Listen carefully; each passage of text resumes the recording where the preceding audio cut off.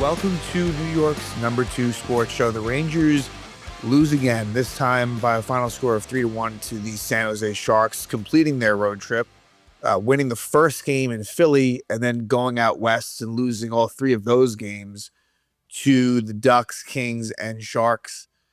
And yet another just bad start for the Rangers, which has kind of reared its ugly head again, where that was kind of an issue earlier in the year, just allowing, goals in the first 5 minutes of games. And now we're seeing it play itself out again here.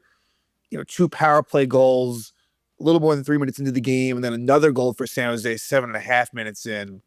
And that was all that it was needed. All the goals in this game come in the first period, and it's Macklin Celebrini yet again, who basically just toys with the Rangers, as he did at Madison Square Garden. And at the time, it was a bit of an eye-opening game, just, from my vantage point, where, that San Jose has some young talent, and this is back in, October 23rd, where the Sharks won 6-5 in overtime. And kind of you realize after that game, it's like, these are two teams that are going in very much opposite directions, even though the Sharks' record at the time was not good. In some ways, I feel as if that might have been a springboard game for them. And now, as far as the Western Conference is very top heavy. Look, in a Pacific Division that's pretty wide open, there's certainly a playoff spot to be had for San Jose. They're going to be in that mix. But one of the things with the Sharks is, well as they've been playing lately, generally, they are a team that you can score goals against. In this game, just one goal by the fourth line in the first period. It was scored by Sam Carrick. That was it for the Rangers. Alex Nedeljkovic, the Sharks goaltender, made some good saves. Was tested a little bit, but you fall behind 3-0. With how bad this Ranger team is, it's over. And look, it's a weird time right now for this organization, and really specifically right now, where they send out the letter. That they're going to be trading some players away. How many, we don't know. Some more obvious than others, but not that effort was their greatest skill set. It's a little bit better this year, certainly, let's say last year, but that's setting a very low bar. But then you combine, a lot of uncertainty, and again, you're just going to get a lot of losses because, again, this team is not good more than anything else. And, with no Shesterkin and no Fox, it is just driven home even more. As well, Mika Zibanejad's 10-game point streak comes to an end in this game against the Sharks. But look, like Macklin Celebrini, that is like just him alone is a massive, massive difference between these two teams. He is already in year two one of the best players, and it stings as a Ranger fan that a #1 overall pick, and you're not even looking for it to be a Celebrini, right? But for the Rangers, again, where they get Alexi Lafreniere as the #1 overall pick in 2020, and we know how that's gone. And then even a #2 the year before in Capo Caco, wherever you want to lay the blame, right? That's not the point, but the results are the results. And, it's just how awesome would it have been to have somehow, landed a Celebrini. And look, skill is skill at the end of the day. Is there blame to go around, organization-wise? Yes, there is. But, something tells me if Macklin Celebrini was on the Rangers, maybe he wouldn't be to this level, but it would be, pretty damn close. Just, absolutely noticeable all over the ice. And again, no reason to think that this isn't going to be one of the very best players in the league for the foreseeable future. As far as the Ranger lineup goes in this game, Spencer Martin in net. And kind of feels like at this point, maybe, until Shesterkin comes back, that it may be a 50-50 split between Martin and Quick. And it doesn't feel like Dylan Garand is going to be called up necessarily. Maybe with the Rangers going back east, maybe they reconsider, but I don't know. It doesn't feel that way. And maybe it could be A, maybe he's struggling at Hartford. I don't exactly have the answer to that. B, just with the Rangers, playing as poorly as they are, maybe he does, they don't want him, in that situation. But something just tells me, again, Martin's played 3 of the last 4 games, that, again, whereas in the beginning, Jonathan Quick was playing a lot, but given where the Rangers are, I think, and Jonathan Quick's age, until Shesterkin comes back, expect to see, yeah, again, close to a 50-50 split, I would believe. The Rangers do make one change, and that is forwards wise. Johnny Brodzinski's a healthy scratch, and you can kind of see that one coming. I had said last episode against the Kings that he was basically benched the entire third period, and I'm not even sure when his last shift was in the second, if we really want to take it a step further. But and it was interesting, like Mike Sullivan, and look, maybe we can argue that you wish that maybe Sullivan was a little bit more poignant when it came to veteran players. Like press conference, pressers are pressers, right? Pre-game, post-game, and Sullivan does a decent enough job in those. Like he's fair, as honest as he kind of can be. Some coaches really give you absolutely nothing. He'll give you a little bit, but like Brodzinski was pretty honest, which I kind of found again a little bit interesting because not that he's anything special. We know that. But didn't feel like he was necessarily doing any more poorly than some of the other players, if we want to keep it within the bottom six. But yeah, he said that he needs to do, have more of a care, if you will, just about the defensive side of the game. And so Anton Bleed rejoins the lineup, which, brings up Matt Rempe, where clearly he's going to be out, like again, maybe they do sit him until the Olympic break. Clearly that thumb has not, healed the way that they want it to, and they forced him back into the lineup. And hey, I say if a guy is hurt, let him sit. Like, no reason at this point, whoever you are, right? And that goes to, obviously JT Miller is the one I think that comes to mind for most fans, but for Rempe, it would seem as if he'll be out. Like it doesn't seem like he's returning anytime soon. But again, fairly inconsequential either way. But again, Anton Bleed does enter the lineup and plays on the fourth line with Carrick and Radish. Other than that, forward lines were exactly the same.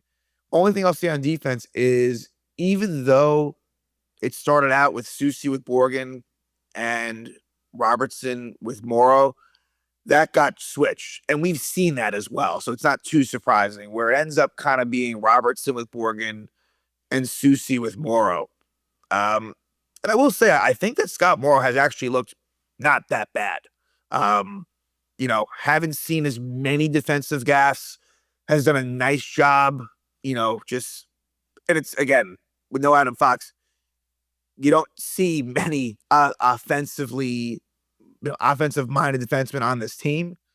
And Scott Morrow is one of those few where you can kind of see it.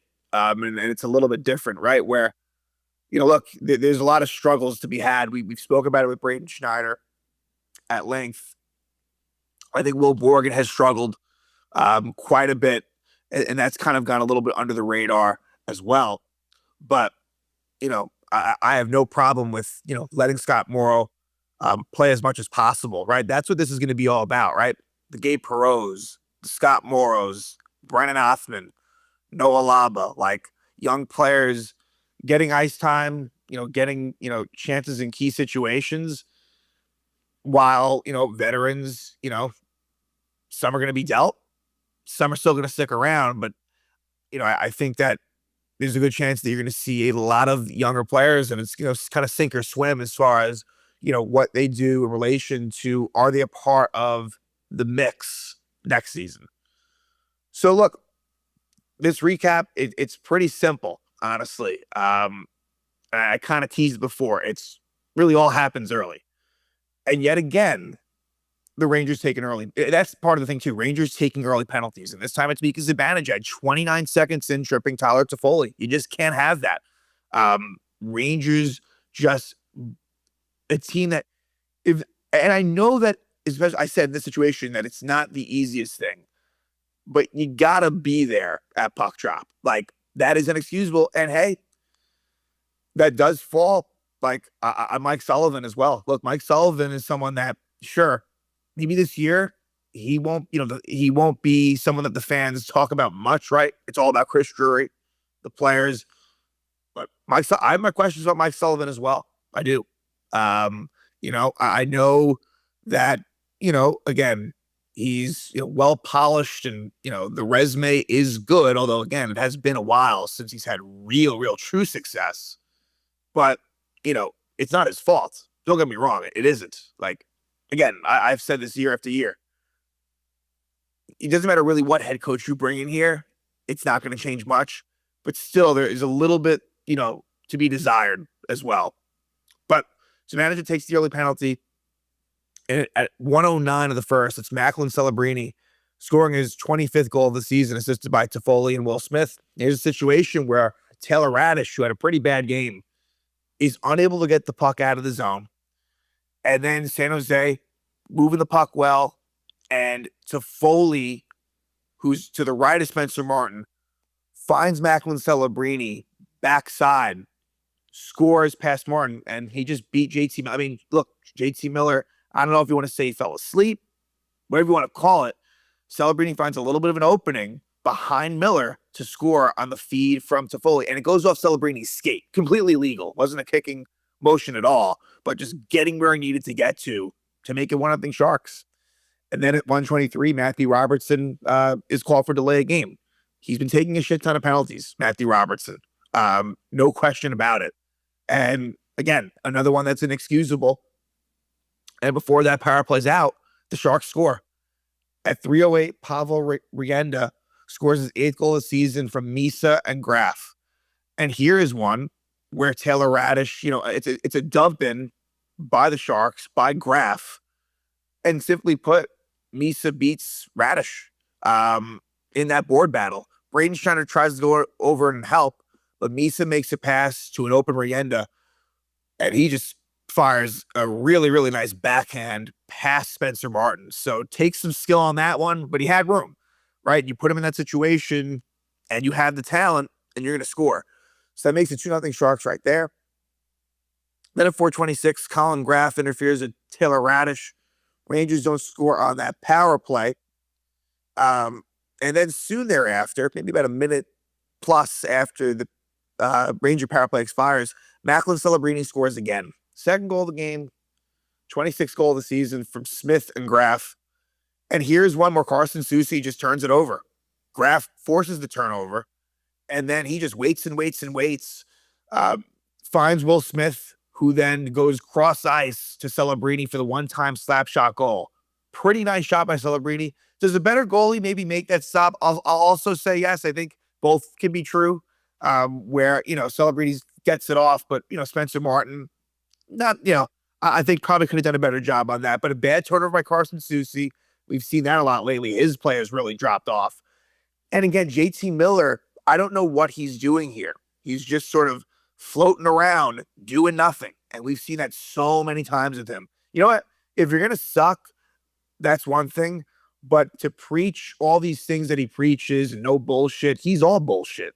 That's what JT Miller is as a New York Ranger. It really, is frustrating, and he's a major problem, right? And can that change? Sure, it can.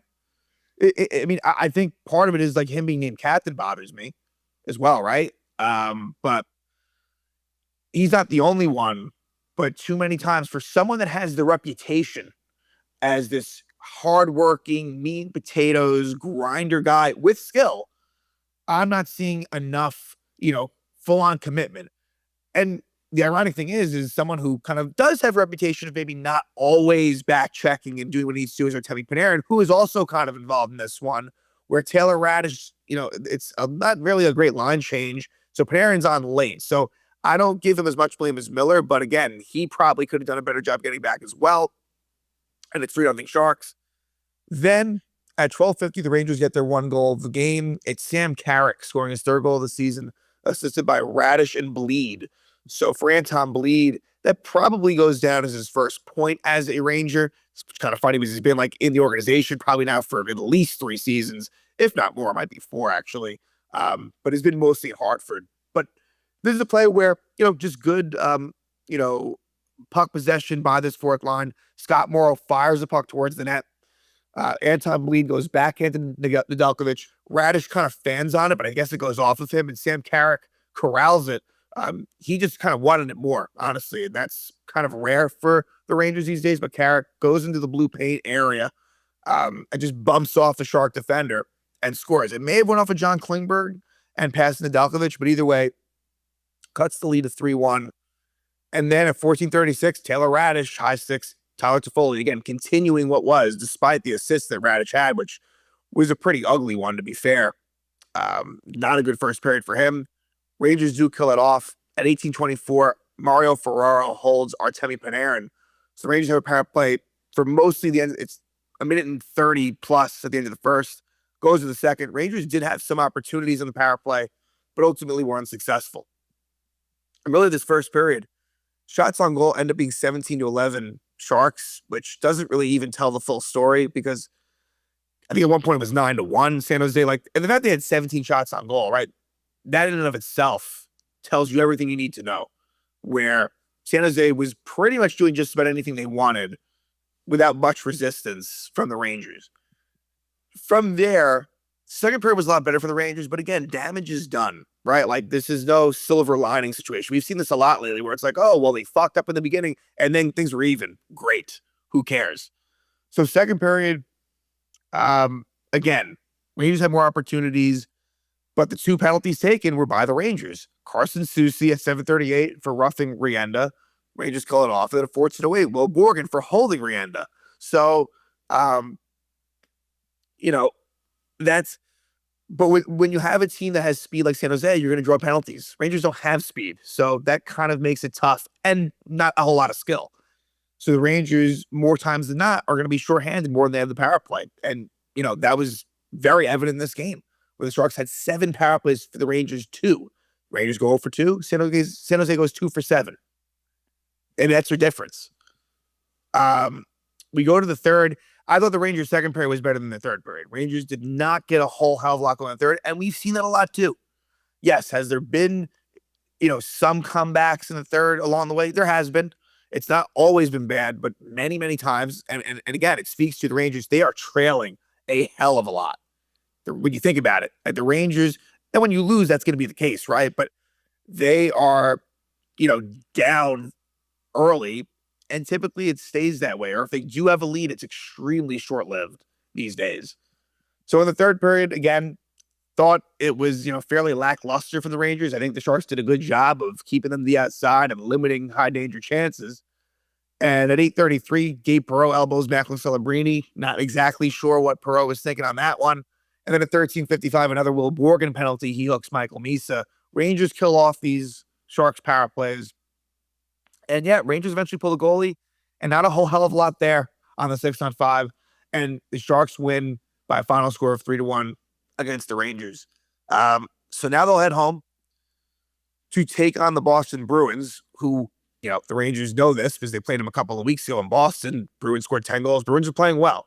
The Bruins will have a game home against Montreal before taking on the Rangers. Not a back-to-back situation, but they'll have that. And I would assume Boston will fly right to New York after the game's over to avoid any potential issues as far as a snowstorm that's likely headed in the direction of the Northeast. So, don't anticipate any issues there. If it had been a Sunday game, maybe that's a different story. But, I think, games should go on as scheduled. But Bruins, the thing with them, and it really doesn't matter because the Rangers are horrible, but the Bruins are a lot better at home than on the road. Like, significantly better in Boston. So that's something to consider here. Would certainly believe that Jonathan Quick would be in net for this one against Boston. And yeah, only 5 more games until the Olympic break.